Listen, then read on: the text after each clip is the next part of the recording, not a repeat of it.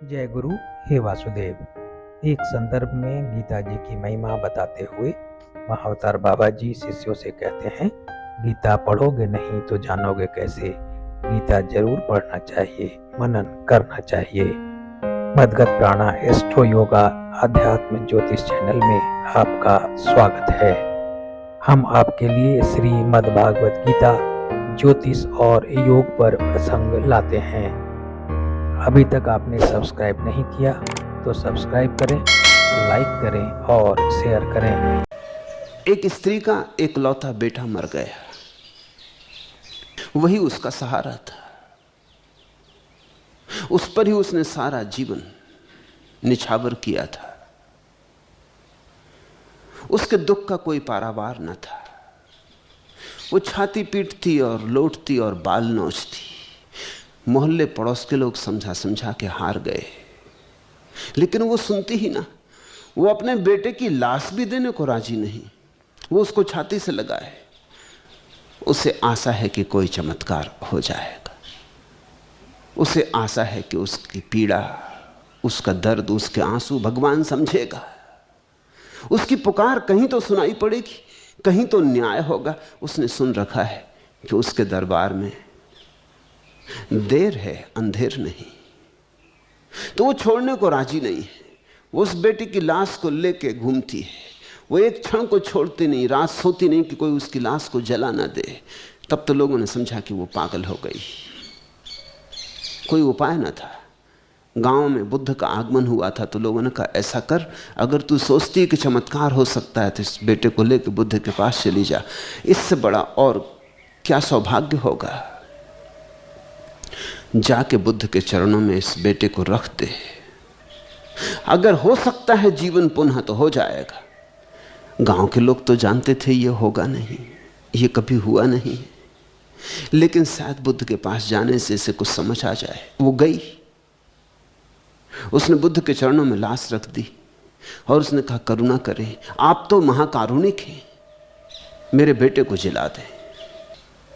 बुद्ध ने कहा, ठीक, तू एक काम कर, गांव में चली जा और ऐसे घर से सरसों के बीज मांग ला जिस घर में कोई कभी मरा ना हो। वैसे बीज मिल जाएं तो ये बेटा अभी जी जाएगा।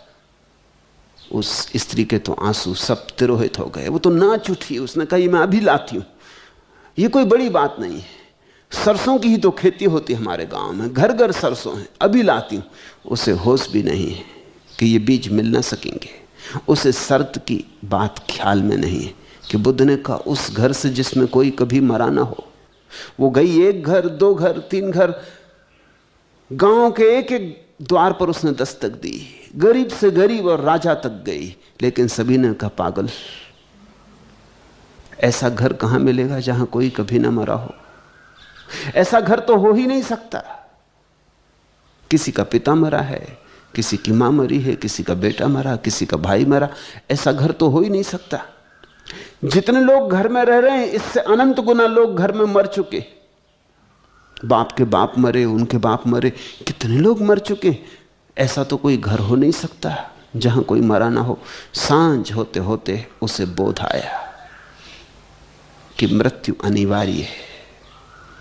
वो लौटी, नाचती गई थी खुशी में कि ले आएगी सरसों के बीज। खाली हाथ लौटी, लेकिन नाचती ही लौटी।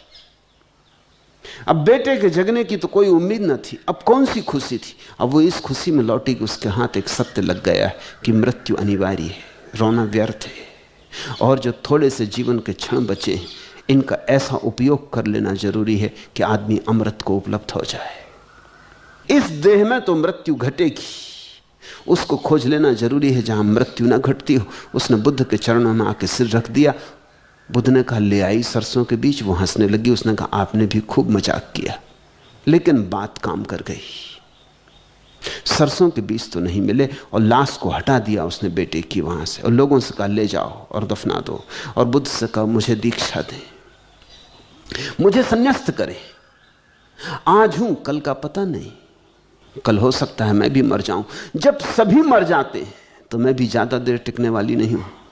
इसलिए अब एक क्षण भी खोना उचित नहीं है। कौन बेटा है, कौन मां है, अब मुझे उसकी तलाश करनी है जो शाश्वत है, चिरंतन है।